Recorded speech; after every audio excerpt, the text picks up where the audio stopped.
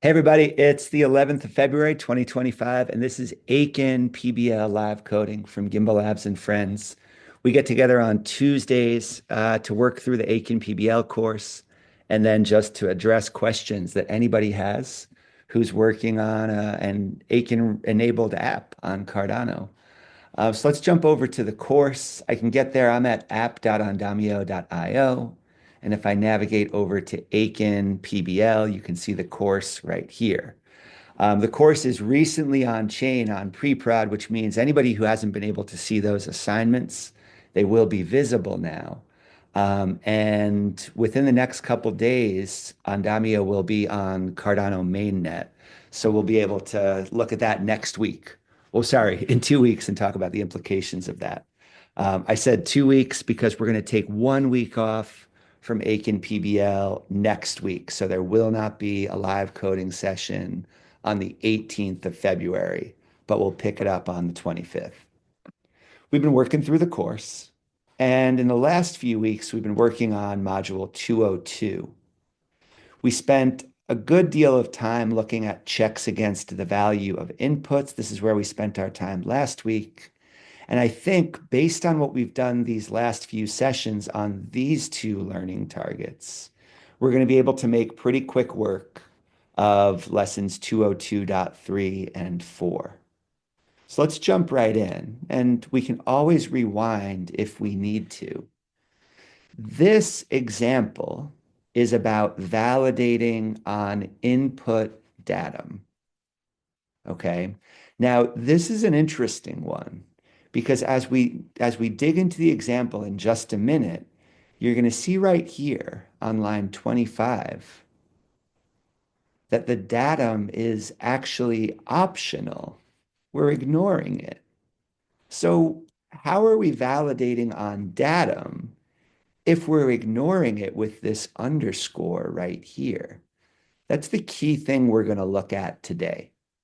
And then just to jump ahead, after we do that, we're going to start validating on outputs. And this is going to make some sense in the context of what we look at together right here. So these are the two lessons we're going to cover. I'll move relatively quickly on these, kind of just showing you some examples, but also running through the process that we've been practicing throughout this course of exploring the imports and where the definitions for different functions come from, and then running tests and trying to break them in predictable ways. And if we get through all of that, then at the end of this session, I know that a few people here have been working on the Asteria project and have some questions about, okay, well, what do I do once I have my validator code?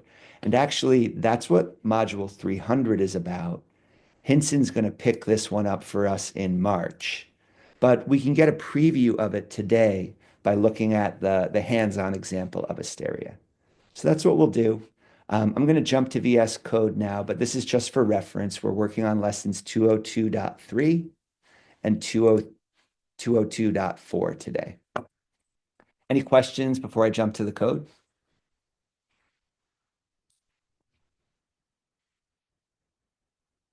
Okay.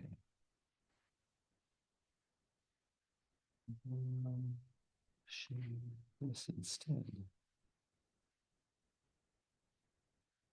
So I've got VS Code open right here, and I'll zoom in on it as needed.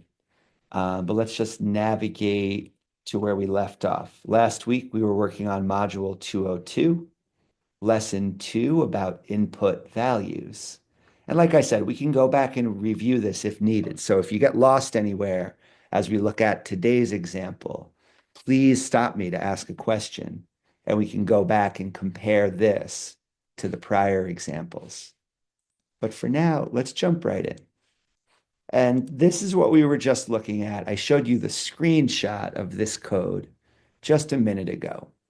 This validator is called check script input value. All right, cool. And it ignores the datum. However, it's going to validate against some new datum. this is pretty interesting. Okay. Um, so we have to do some like mental gymnastics here to really understand what's happening. As we've seen, you can create a spending validator, right? So we have our validator, it has a name. This one, notice it doesn't have any parameters, and it only has one purpose to spend. For any other purpose, it will fail. Like any spending validator, we can have datum, redeemer, some reference to the input. This is the UTXO we're trying to unlock, and then the entire transaction context. When we have a spending validator, it can be used to create an address.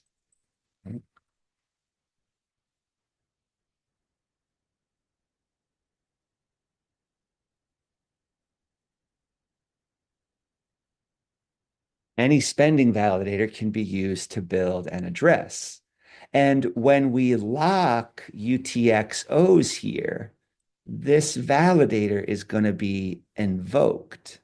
And we'll be able to spend from it if certain conditions are met. Now, usually, when we talk about the datum right here, we're talking about the datum in the UTXO that's going to be unlocked. Because that's kind of standard. That's what a validator address allows us to do. If I lock a UTXO at this address with datum, I can validate against that datum to unlock it.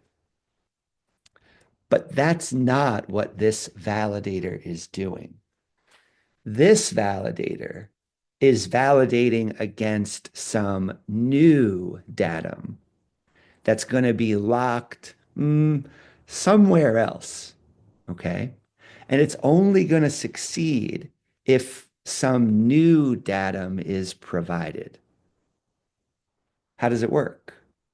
Well, first of all, we're going to look at the transaction in question, right? And we're going to validate against the inputs to that transaction. Um,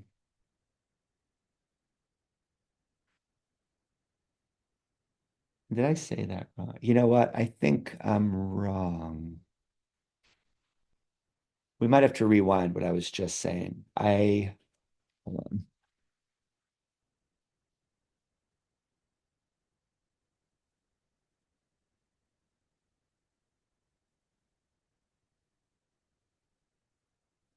Okay. I think I was actually a little bit off here. So what I was just describing is pretty interesting, but it's not accurate to this example. I'm sorry. We're gonna have to rewind that just a little bit. Um, let me do a better job this time. So it's true that we are ignoring the datum, but we're not validating against some new datum, although we can do that. And maybe as an exercise, we're going to want to. Um, and if you understand the setup that I just provided, you might recognize that what I was just describing would actually require two connected validators. And this is a really interesting design pattern. But let's set that aside for just a minute.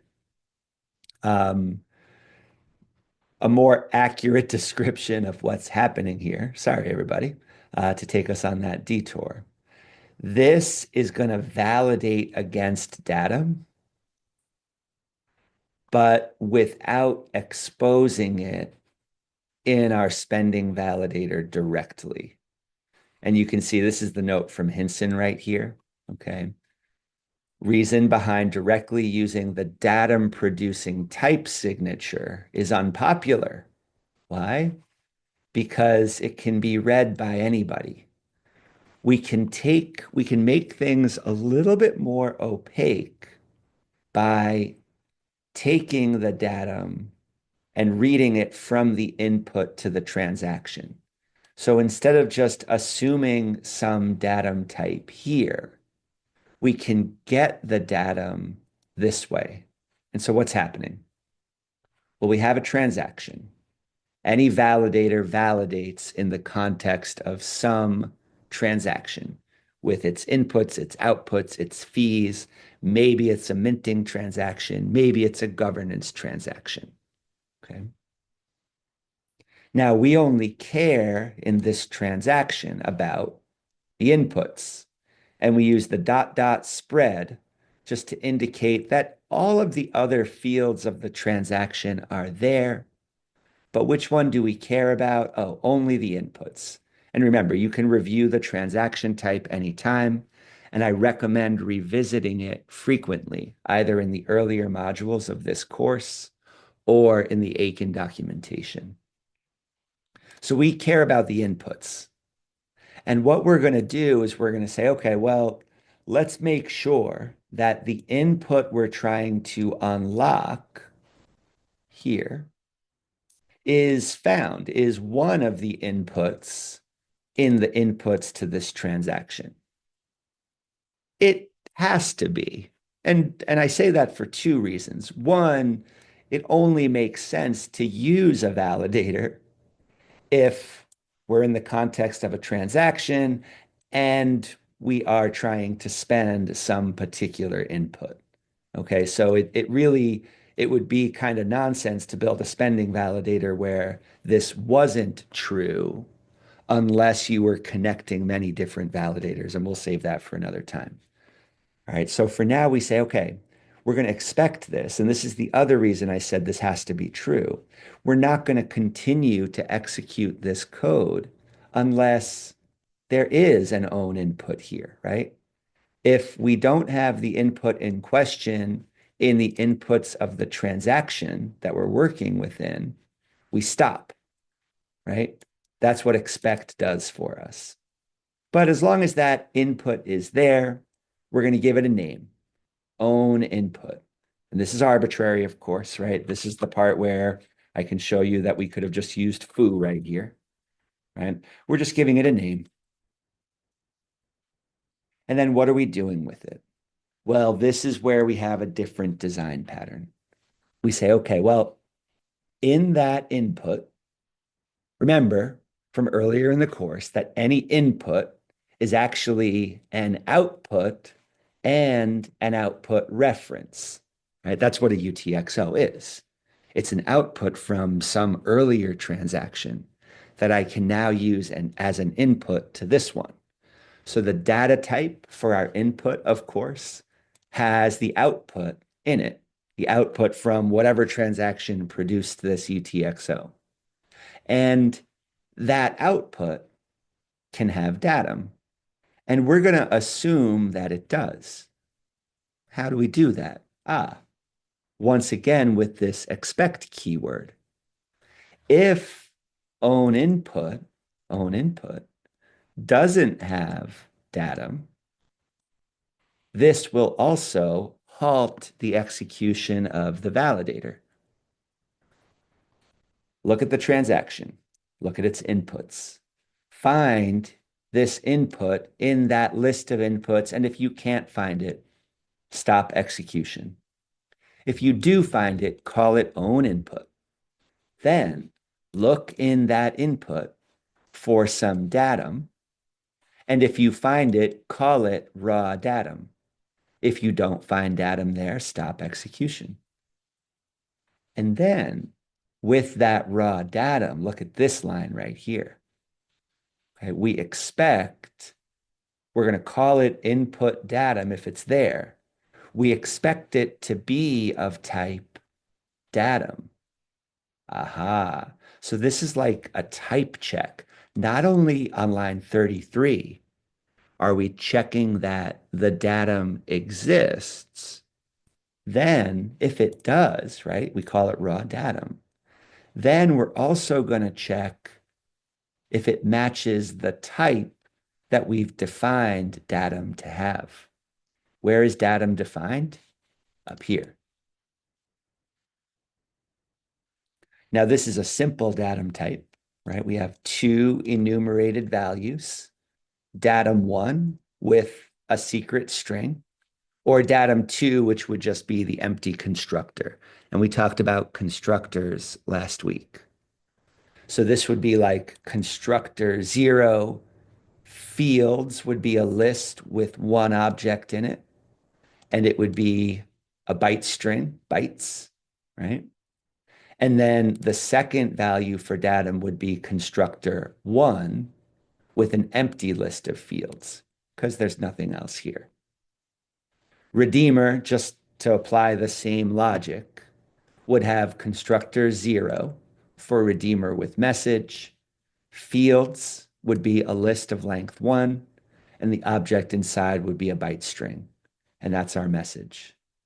And you can look in the plutus.json file to see where these types are defined. So we can use the expect keyword in a really interesting way right here. Not only are we checking that some input might exist or some data might exist, we can also say, hey, make sure that that datum, if it does exist, has this type datum. And if it doesn't have that type, if it doesn't match one of these, once again, stop execution. How's everybody feeling so far? Is that all holding together for you, or do you have questions?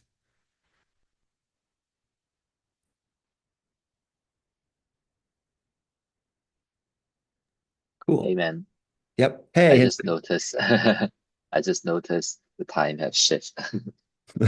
Um I I've been listening the later part of this file. I think we could put it in this way. In this example, we have demonstrated two different way of accessing the current datum. And there is no right or wrong answers about which way is better. Like we could always using the datum opt at the yeah function parameter to access the current datum that we are validating. But the same piece of information could also be accessed, through line 33 and 34. They are basically identical. For a lot of time, it's just up to our preference about how we want to access the datum. But for a lot of different complex application, we would prefer to access datum using the pattern in line 33. Because by the same time, we also want to um, consider other input datums if a transaction validating multiple script inputs. So yeah, but for this lesson's purpose is more about introducing a second way of getting current datum. I love it. And so what Yep, you just said there about multiple validating multiple inputs, that's another pattern that we're going to want to look at with everybody too, right? Like, and yep, just to illustrate that point, right? Imagine you have two spending validators that work together. You might be unlocking one UTXO from this validator and another UTXO from that validator at the same time. And you might even want one validator to only succeed when the other one would also be succeeding, right? And this pattern gives you fine-grained control to look at different inputs from different validators and validate both of them at the same time. yep. Or sometime we want to consider both pieces of information together, like in two datum storing two different integer and you want to sum them together. So minus one from each other to get some value output to certain address. Yeah, we Or, could or perform for something like minting, that. right? Like minting is a Yep. great example, right? Hey, you can only mint this token. Imagine if it wasn't a spending endpoint, but if it was a minting purpose. And remember, a minting validator actually doesn't even expose datum this way, but it's possible to build a minting policy that only allows you to create the token if some input from this validator and some input from this other validator are both unlocked at the same time. And that can yield some pretty exciting consequences right there. Yep, exactly. So we have this pattern. For a basic case like this is a lot of extra work. But for these advanced cases, and like Hinson is showing us, we have a pattern here that actually gives you a lot of flexibility to do some really interesting things once you're writing collections of validators together. Okay, so now that we have it, right, I could have gotten this bit right here just by doing this. But now that we have it, the rest of this should look pretty straightforward. Okay, we're going to look at the redeemer. It has this type, right? And we can destructure the message right here. From where? From redeemer, which is defined right here. And then if we have that message, now we just use it finally in our true or false logic at the end of this validator. When the input datum is like this, matches this pattern, right? And we know it has to match one of these patterns because we got past this line right here, right? If this datum didn't have one of these patterns, we would have failed here. But we know it does because it passed that check and we know it's this type. So now we can say, well, okay, well, if it's datum one, look at the secret, destructure that secret, and just return true if the message from the redeemer matches the secret from the datum. This statement right here is either going to be true or false. If it's true, validate, yes. If it's false, no, you can't spend that UTXO. Then, if the datum is the other kind of datum, what are we going to do? Oh, return false every time. What are the implications of this? Well, I'll never be able to spend it, right? If datum two is the type of this datum, this input will be unspendable because no matter what, our validator is returning false. This is not really a useful production example unless you're trying to, lock tokens forever. But it's a helpful pattern to understand what's happening here, right?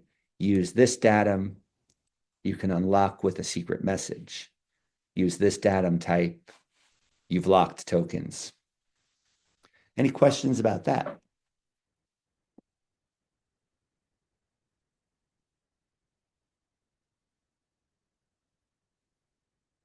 Cool. So we look at our testing. Are there any imports we want to look at? Find input we talked about last week. I don't see any other helper functions to review here. Just take a minute to scan this code. Is there anything showing up here that you're not sure where it came from?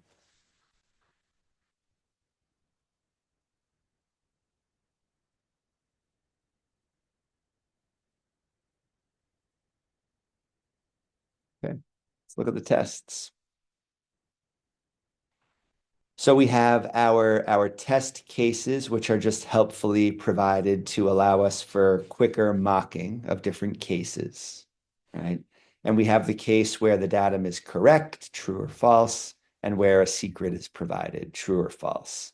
So now we can look for each of those cases here.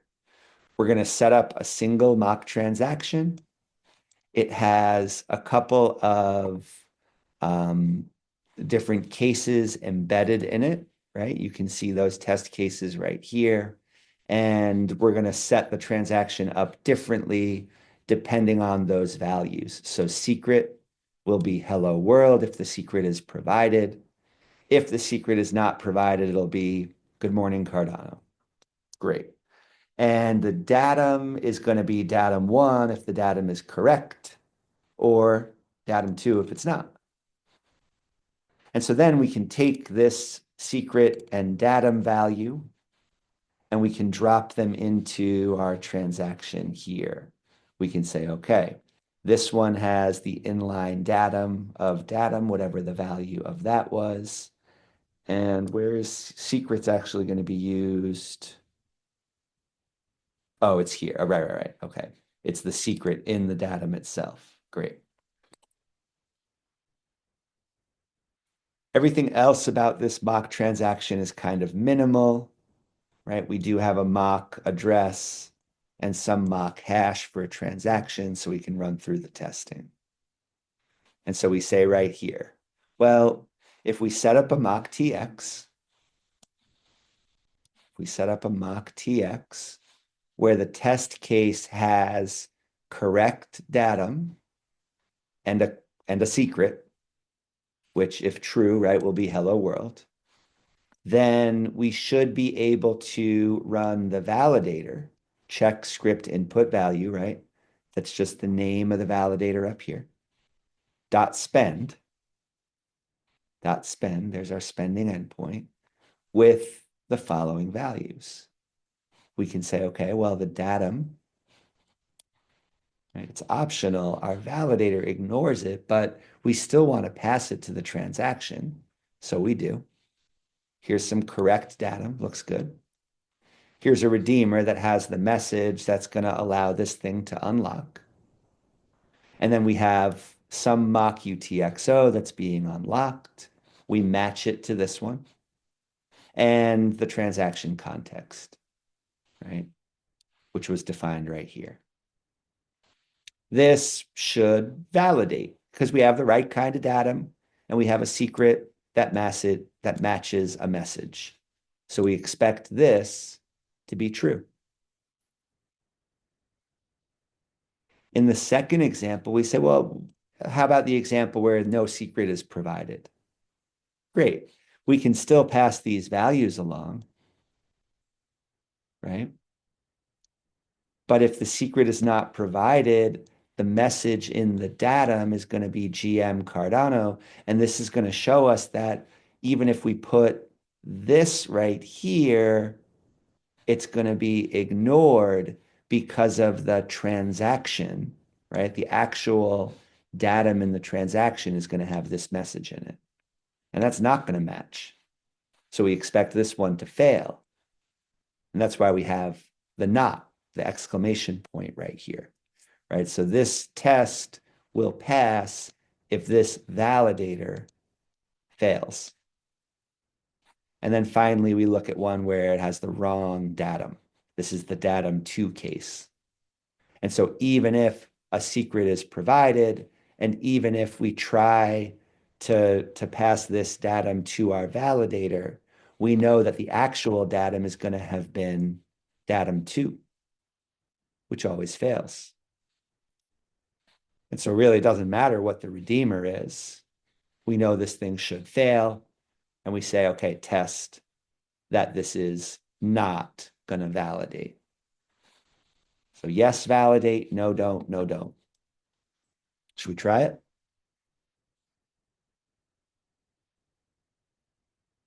In the right direction. Yes. So I can say Aiken check -m, the name of the test. This is MD202 L3. And there's our 3 passing tests. How can I make one of these fail? Well, watch this. I could change in the mock transaction. Let's just switch these lines.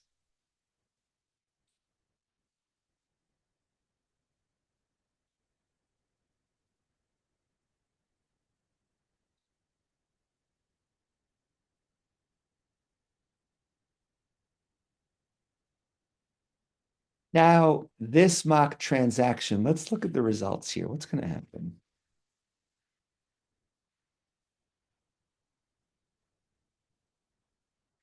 When I swapped the value for is secret provided, the first test failed. That feels predictable to me. Why did the second test also now fail? Can anybody see it?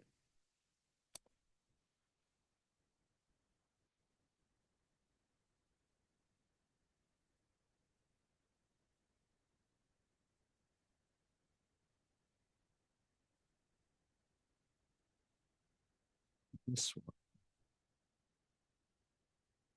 test. This test is failing now that I swapped these two values right here. Why?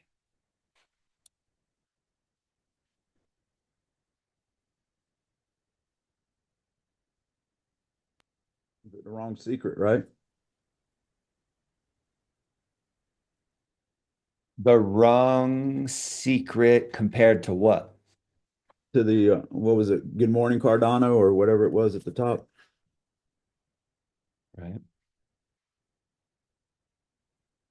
But notice I'm expecting this validator to fail, and the test is failing. What does that mean?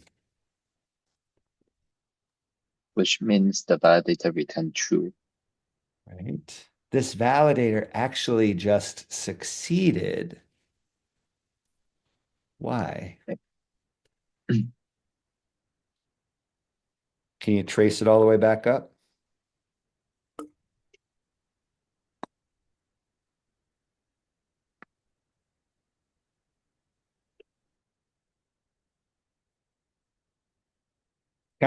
We need some mental acrobatics to think through this, right? This thing is passing now. Let's see if we can figure this out. We say is secret provided false. What does that mean? Is secret provided? If that's false, oh, wait a minute. That means that actually the message is going to be hello world after all. Oh, so all of this stuff actually ends up working because of this.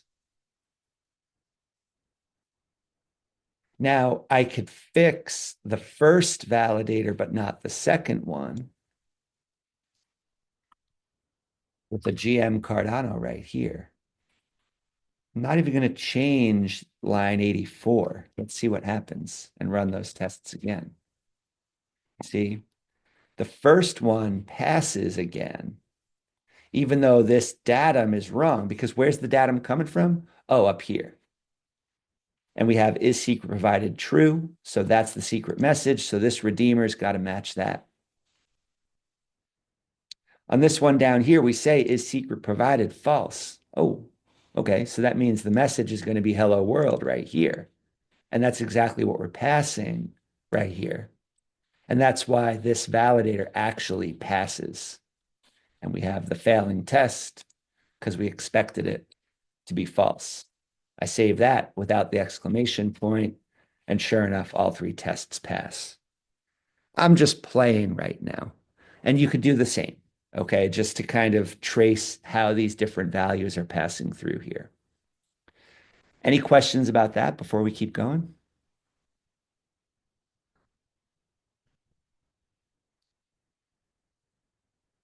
All right, let's give a quick treatment then to outputs using everything we've learned so far. State change. This is actually a valuable example in any production application. It is likely, if you build something that actually provides some novel validation, it's very likely that you might use a pattern like this. And you might even recognize some patterns here from the Asteria code base. Let's walk through this. First of all, the Redeemer. This has two endpoints. One increments a count, and the other closes the channel, right? So what this validator is going to allow us to do is just keep track of something we might want to count. 1, 2, 3, 4, 5. You can probably imagine some applications where keeping track of how many times some case has happened is a useful thing. Think about minting tokens, for example. We're going to mint 100 of this token with this validator. After we get to 100, don't allow anybody to mint again. That will be an example of incrementing up to 100 tokens minted, and then after that, closing the state. You can't mint anymore. Boom. This policy is closed at 100 tokens. The datum can do two things. It can start the process, it can initialize, or it can be a transition from one number to the next, right? From one count to the next. In our spending purpose, which is the only purpose for this validator, once again, all four of these parameters matter to us: datum, redeemer, input, and TX. In the transaction, we're going to be looking at both inputs and outputs this time, and we're going to use a familiar pattern. Of course, we can only keep validating if the input is in the list of inputs to this transaction. Let's also, once we have that input, there it is, get the address from which that input is being sent. And we know, because of the way that validators work, that that's going to be the address of this state change validator, right? I'm getting an input from this validator. Okay, well, the address of that input must have been the address of the validator. Great. So now our redeemer, which, remember, has two enumerated types, each of these represents a different purpose. And depending on which redeemer we pass, constructor 0 or constructor 1, we're going to do completely different validation logic. Look at this, right? Shared logic is right here. Of course, I need to know the input. It's likely I want to know the address of the validator. But then if the redeemer is increment count, we do a fair bit of work. If the redeemer is close state, it's shorter validation code. Cool. So what does increment count do? Let's look at it. Let's go through this one step at a time. So we're going to say, well, we need, how do we read this? Inputs at some list of inputs, right? Inputs, own address. Oh, that's the address of the validator. And outputs at, then we're going to look at the list of outputs. Where are we getting that from? Right here. That's from the transaction as well. Own address. What do you think the return type of inputs at is?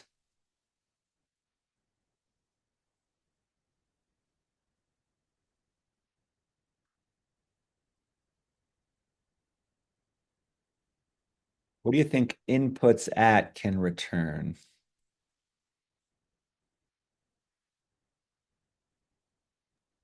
One input from the list of inputs, One input.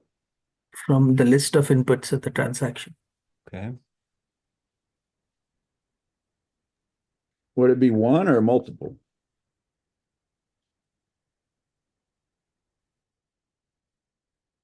Is it a list? Okay, so is it a single input or is it a list of inputs?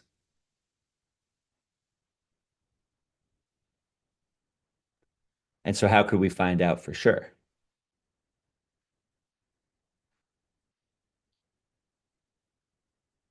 These are imported from Cocktail. Let's take a minute just to look at those docs.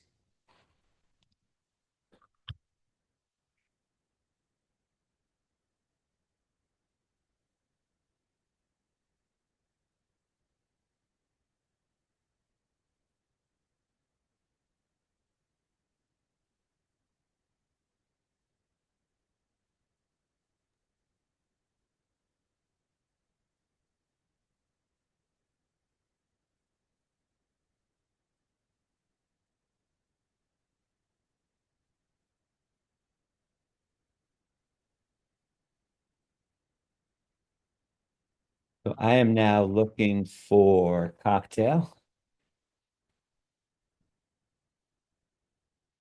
Cocktail. And I'm looking for inputs at and outputs at.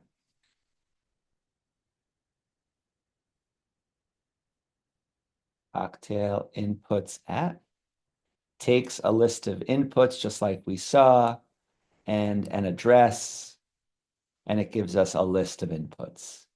What do you think the return type of outputs at is going to be? Any surprises here?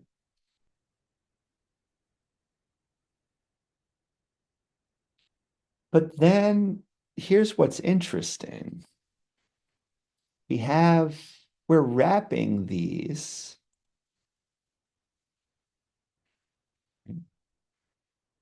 We're saying when this list, comma, this list is, and then we have this object. Isn't this cool? Because look at what's happening here. We're kind of familiar with this pattern, when is, from right here. We've seen this before with other redeemers.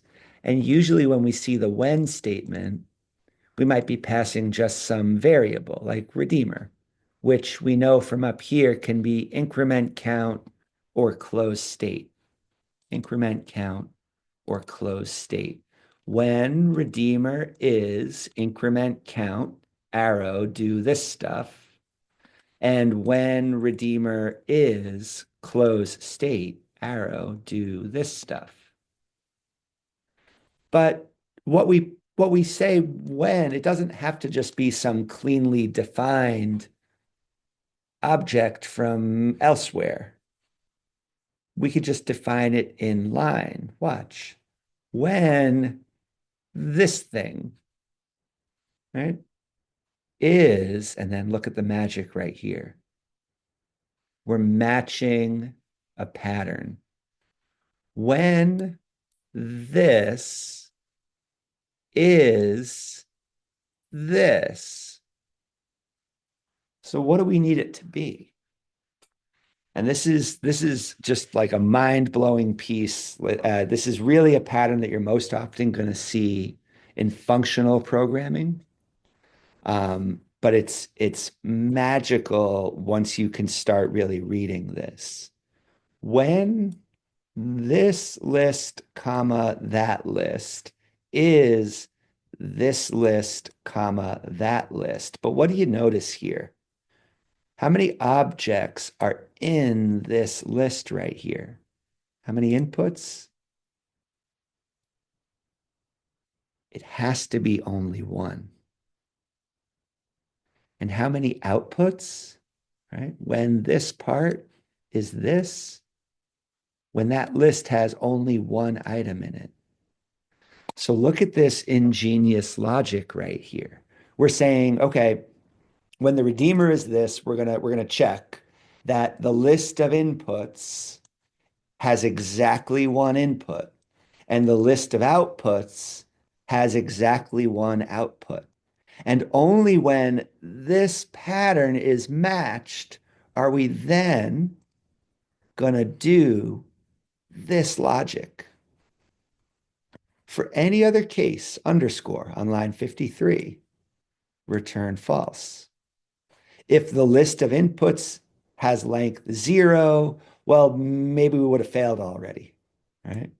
If the list of outputs has length 0, it won't satisfy this and it'll fail. If there's more than one input from the own address, then this list won't have only one input. And so that will cause it to fail. And the same is true right here. So by looking at it this way, if you can understand how this pattern matching is working, and you've probably heard that term before, pattern matching. This is what it looks like. When this pattern is matched, we keep executing. But if we don't match this pattern in the first place, then all of this logic doesn't matter. Just return false. So let me pause right there for just a second. How's that feeling to everybody?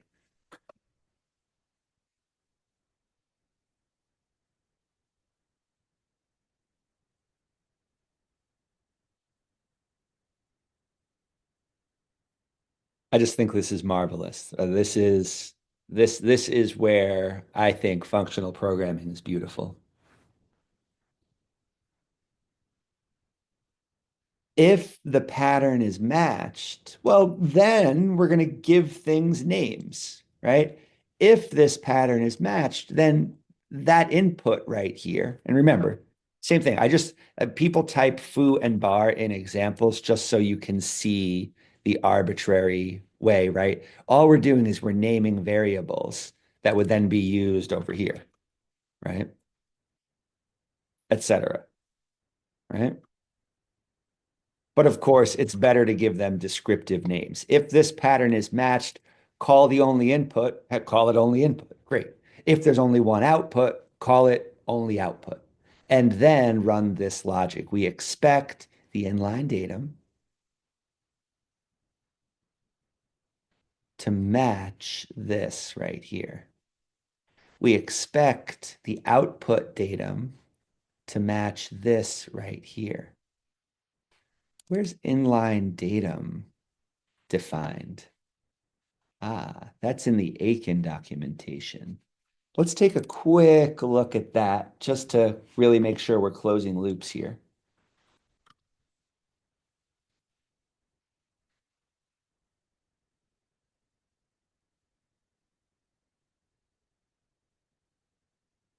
So I'll go to the Aiken Standard Library.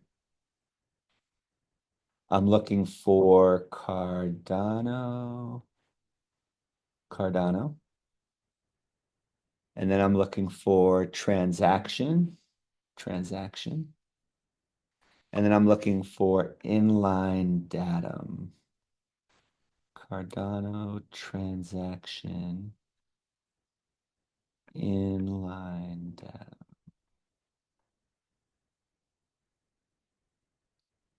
Did I pass it already? Right. If I can't find it by scrolling, usually it's a better. Oh, there it is. It's Right at the top. Yeah. Right. And I could have searched for it too. Inline datum. A datum completely inlined in the input, right? So this is as opposed to obviously no datum is one thing you could have. But remember, you can also have hashed datum. Inline datum is readable. You can look at it right there on the blockchain and kind of figure it out. A lot of the strings are probably going to be hex encoded, but you can decode those really simply, right? So this is what we're talking about. So inline datum and then the data. And so if I go back to the code again, this is going to be another case of pattern matching. And it's going to be pattern matching with that word expect that we keep seeing, that word that blocks execution if some conditions are not met. Look. We're still looking at, yeah, okay. Yep. Right. So we go here, we say That's good. expect that this pattern is matched. Right. Expect that the only input has datum in it that is inline datum. And if it has that, okay, that's going to be our raw input datum. Expect as well that the output, right, this only output is also going to have datum. And if it has it, we'll call it this. Well, this is really helpful because it's trivial to validate against the input datum when we're spending a UTXO. That's built in to how any Cardano on-chain language works, right? But in this case, we're also seeing that, hey, look, you can validate that the newly created datum also fulfills certain requirements. And this is, you can imagine how this is probably essential. I don't want to just validate because somebody can meet some conditions against the datum that's already there. That would more or less be an always succeeds contract. This validator will only succeed if not only do we have some datum and we're validating against it as input, but we're also creating new output datum. And finally, we get to the business logic where we compare these two things. Finally, okay? So we say, all right, if we do have that inline datum on the input, if we have it on the output, if it follows the shape of the datum in question defined up here, right? This is another pattern match. We saw the first example of this in the last lesson. If all of these patterns are matched, then we say, okay, well, is the datum updated? That's what we're going to return, true or false, right here. And what's the value of this? Well, input datum can only have one of two values. How do I know? Well, I already checked that it must match this type, and this type can only have one of two values. So if we made it this far, if we made it to here because we passed all of these rules in the first place, we know that that input datum is either going to be initialize or active transition with count. If it's initialize, great. What do we have to do? We have to confirm that the output datum, this thing that we already know exists, is equal to this type right here. This makes logical sense. If I'm initializing a system, I'm probably going to start counting at 1. You could argue for counting from 0 if you want to, right? But we're starting. We're initializing a system. The output datum must have a starting count. If we're not initializing the system, the only other thing we can do is an active transition. And if we do that, we pass in some count, right? It's whatever the count already was in that input datum. And we check that the output datum is also an active transition, just with an increment of 1. This validator will only succeed if the count in the new datum is 1 more than the count in the previous datum. How are you feeling about this?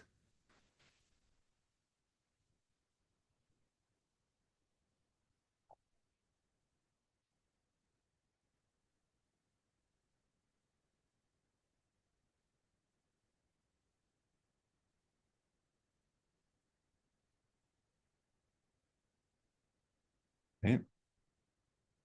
And then finally, we just return this value. Is datum updated is either going to be true or false. And that's what we return for this increment count endpoint. Remember, we already caught all of the cases where this pattern is not met, right?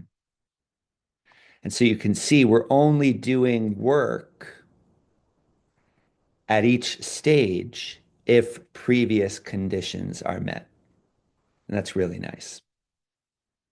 Now, at the end of things, we might want to close out this state channel. And that's what closed state allows us to do.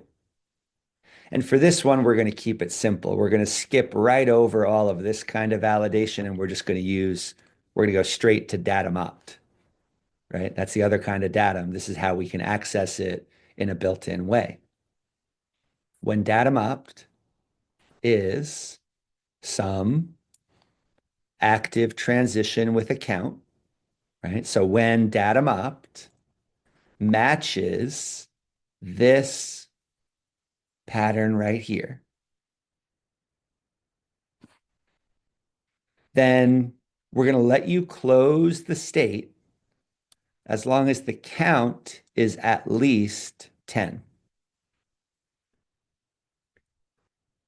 In other words, you can run this validator, you can keep counting until the count is at least 10, and then after that, anytime you might choose to close it. You're allowed to count higher than 10. Can you imagine how you could add a line or two right here that would prevent anybody from counting beyond 10? This one kind of gives us an option. Hey, you have to count until you get to at least 10, then you can close down the state. What if we said, okay, count up to 10, and when you get there, you can't count anymore?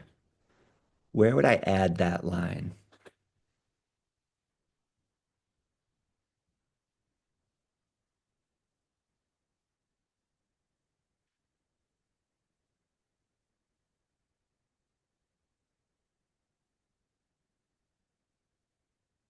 In line 49. Right here. When active transition, okay, so this is gonna return true as long as the output datum has a count that's one higher. But can you imagine blocking active transition from happening? All Yep. We could create a scope here and then track one more thing, which is count is maybe smaller than 11, something Exactly. like that. I think we should make this the assignment for this module. Yep. Okay. So that's an exercise that people can take on if you want to explore that, and then you can try to add tests that prove that it works. But that gets us through. That's the course. So let's zoom out for just a second again. That's lesson 202.4. And now if I go back and we look at the full context of the course, where do we stand?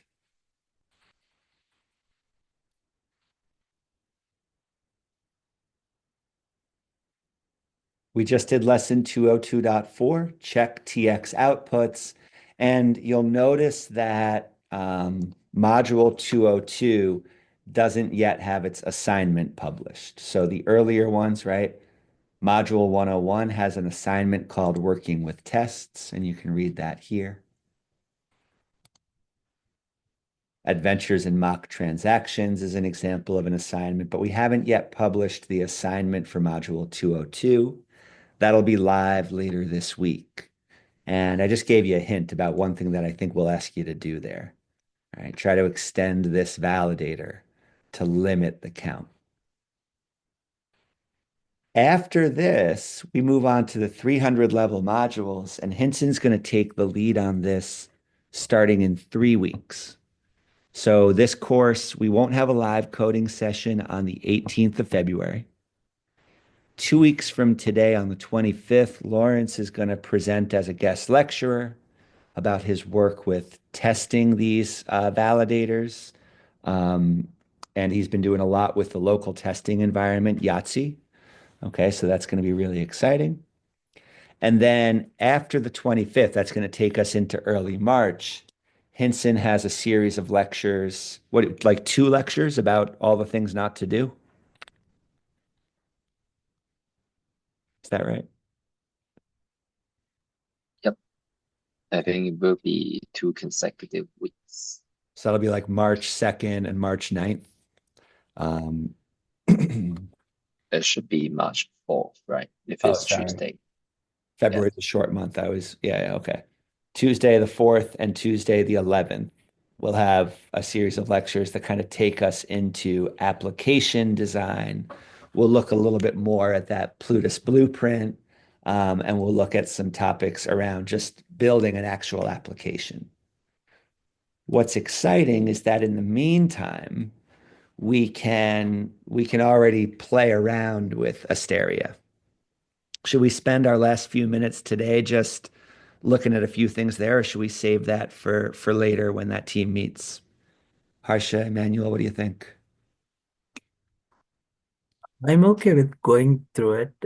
How about you, Emmanuel? Do you think we should wait for Newman and Andrew? Yeah, it depends on James and everyone here, but I'm okay if you want to jump right into it. I'm thinking, you know what? I'm realizing we do have 20 minutes, which is enough to touch on a couple things, but I don't think we can do this without like diving into the weeds a bit. And so rather than like, I think 20 minutes from now, we'll be just getting rolling and then we'll have to stop. So what if we just save it for later today? That's at That's at 18 UTC. We said we could meet. Yeah, all right, sure. Okay. Yeah, Yeah. let's pick it up there. And we're pretty sure we'll have Newman. We might have Andrew back. Everybody's welcome. I'll put an announcement in the Gimbalabs Discord. But we'll pick up Asteria there and really be able to sink our teeth into that for a little while. Before we close today, any other questions about what we covered here?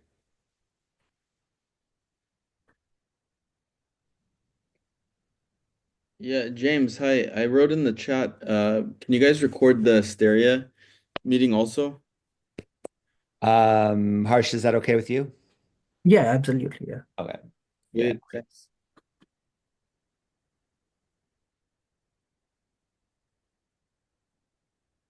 Cool. Well, looking forward to that.